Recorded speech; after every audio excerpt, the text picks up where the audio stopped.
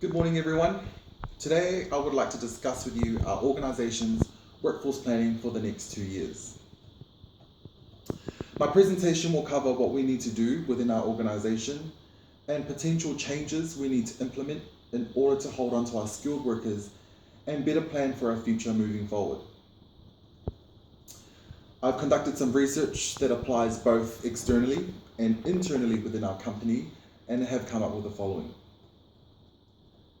With many airlines across Australia and the Pacific regaining strength after the recession strike, many of our competitors have announced new aircraft purchases and new routes added to their network. Research have shown there is an increase in the demands for skilled workers with experience and qualifications to take on these roles. With the Australian skills and qualifications levels rising, research have shown that high qualification jobs have risen as opposed to those who require lower qualification and skills. Our industry has shown a high demand for skilled and experienced workers. The airline industry has bloomed since the recession breakthrough, with many airlines now forming alliances. Staying competitive is imperative for our business. To run our business at maximum efficiency, while still maintaining a healthy standard to our competitors, there is a need and demand for a more effective way to run our business to still be competitive at the same time as a first choice for the general public. There is also a demand for the relevant skills and qualifications for the current resources within the airline industry in Australia to put people with their qualification to the right job.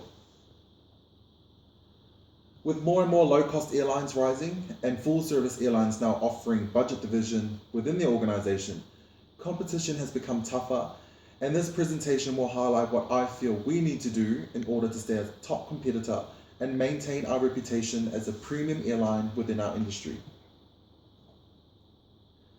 Our future objectives include a situation where we are competitive and profitable in order for our organisation to move towards a brighter future.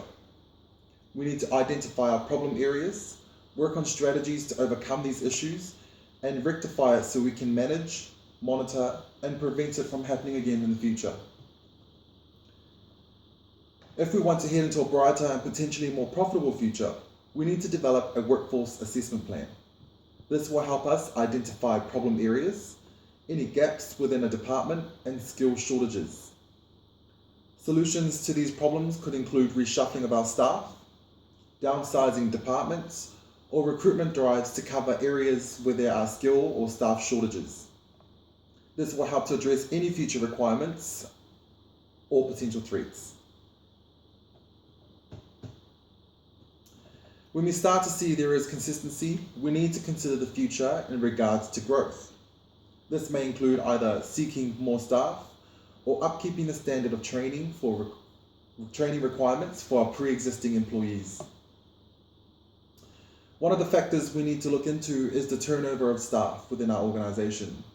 For example, exit interviews are not only an effective way of gaining an understanding as to the reasons why an employee leaves, but we can also identify whether there is a pattern or whether there are areas that push a staff member's resignation. If a pattern is identified, we can alter certain procedures and implement changes into our current workflow to avoid this from happening in the future. In addition, constant meetings allows us to build a rapport with our staff to gain a better understanding of where they are happy and areas where improvements are needed. These can be done by one-on-one meetings with their relevant managers or group briefings covering any company updates.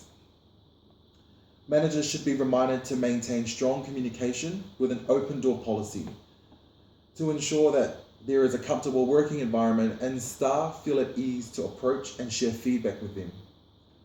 By having this arrangement in place, this secures an easy feedback process between the two parties. Information usually sourced from the feedback allows an insight about what is going on within the workplace.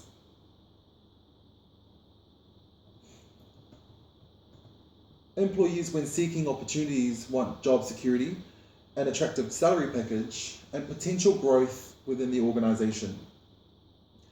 It is important that current skilled and experienced staff remain loyal to the organisation as much as we will be to them. To maintain a skilled workforce and avoiding losing their talents to the competitors, we need to keep morale high in order for them to stay loyal to the business. Internal opportunities and upgrades within our industry and the business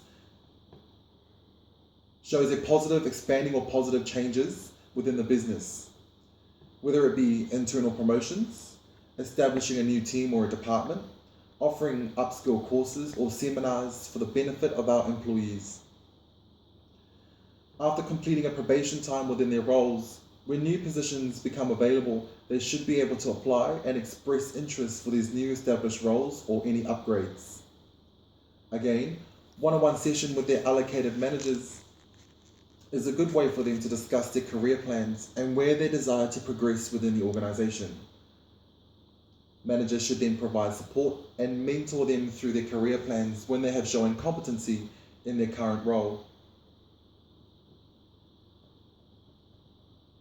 Having a recognition program in place to acknowledge those who have performed promotes a positive atmosphere within a workplace. Awarding staff for their exceptional efforts also shows employees that their efforts have not been left unknown and a sense of care from the company. This type of program also pushes staff to promote the organization both internally and word of mouth. This is beneficial for our business as it will maintain a positive reputation within the industry and become a potential employer of choice to the public. As an international business, we value having a diverse workforce. Maintaining a diverse workforce promotes our organization, and we need to encourage our current staff and managers to celebrate and participate in planning and conducting diversity activities. When recruitment drives occur, each candidate should be marked based on merit and their performance during the interview stages only. Whether the recruitment is done internally or externally, applications should be available and easily accessed for everyone to apply and express their interest. There are many benefits in having a diverse workforce, not only internally but externally. Our long-term goal is to maintain a healthy workforce which promotes diversity. We want to soak up and utilize all different skills, experiences, and ideas from all our staff members. Having a strong, diverse workforce gives us the advantage of having a more flexible working environment, injected with a variety of ideas, opinions, and experiences from others and our staff members in order to reach a desirable outcome. Our staff are more comfortable in their work environment and a decrease in the number of turnover. Our recognised and trained language speaking staff members accommodates for our customers both on board our aircrafts and at the airport, provides a more comfortable environment for our customers. Customers with English as a second language or no English can rely on our language speakers to help make their journey with us a smooth and memorable experience. Each language speaker should be tested for the level of their language skills upon completion of their initial training before being presented their flag. Our language speaking program promotes our diversity values and policies that we have in place. Management team and human resources departments need to ensure that we are meeting all legal requirements in terms of equal employment opportunities and non-discrimination laws. All staff members within our organisation are reminded that there is a zero tolerance policy with any form of discrimination against any work colleagues based on their sexual orientation, religion, gender, etc. Each employee should be given a copy of our diversity policy and made aware of what our expectations are of them. Additional information is also made available via internal intranet and from the HR departments. Covering these company values should be mentioned in every briefing and on posters around the workplace. In order for our workforce plan to be successful and transition smoothly, each department needs to be involved. It is important that each employee in all departments understand the reasons as to why we will be making any changes and how this will affect their workplace. Setting targets for each of our departments ensures we are all working together as an airline to accomplish our long-term and short-term goals to ensure a successful workforce plan. Management should identify ways these targets are maintained, monitored, and how they will be measured. Each department within our organization should be made aware of the changes that will be taking effect and when they will be effective. It is a responsibility of their managers to communicate these through to them. HR and managers should maintain communication with our employees to ensure they know what will be happening and how these changes affect their work. Before any changes are made, managers and HR should notify those affected. This way, the employee can share any feedback which could help drive this change and make it an easier transition. To avoid any resentment from the employees, it is important that their feedback are taken on board seriously. Managers should be positive and constructive at all times with their staff members. It is important that we are prepared when we encounter a problem or barrier that could potentially escalate and might pose as a threat for us to move forward. There are many unforeseen situations that we might miss or changes within the workforce that are not expected that could take place. Therefore, having a contingency plan in place will help us tackle these issues when they arise. We will then have to rectify it when this is identified. We need to identify what might go wrong within our organization, which of these problems will most likely to happen, and how this could affect the organization. What we need to do as the business to preempt this from occurring again, and when identified, the best way to rectify and monitor these issues. There are many unforeseen situations that could arise, such as shortage in staff due to illness, industrial actions, resignations, high demand of customers during peak seasons and traveling seasons, which may lead to additional staff requirements, terrorism. Past events have shown a shortage of staff and high numbers of resignations after the 9/11 incident. This sort of event will have a major impact, especially on our industry. Contingency planning plays a huge part in the succession of our workforce planning, as this will identify problem areas, gaps, and issues we could potentially face. It also gives us time to find the best solutions when these problems occur. It is important that everyone within the organization is aware of what steps need to be taken when they are faced with these problems, which departments need to be contacted, and what forms need to be completed when encountering such situations. Open and clear communication between all employees and their managers and HR will help identify, monitor, and rectify these issues. In conclusion, this workforce planning presentation is to ensure we are all aware of the reasons why we need and the benefits of having a workforce plan in place. It is to ensure that we have the right people with the right skills in the right job at the right time.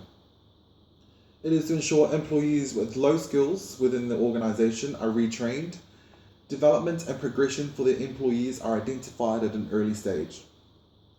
In order for our workforce plan and strategy plan to succeed, it is vital that all bases are covered and the correct avenues and steps are taken. It is important that we continuously monitor the external factors that are affecting our industry in order to maintain and stay at a balanced position. HR department need to ensure that they are in full updates with all legislation to ensure we are in line with our legal obligations. Lastly, managers need to maintain clear communication and conduct regular update meetings with their staff to gain feedback either as a collective or one-on-one. Conducting in-work surveys and open-loop feedback sessions also enables us to see how effective and successful our workforce planning procedure is going within our workplace. We as an organization need to support the human resources policies and procedures being put into place in order for us to succeed in this workforce plan I have presented.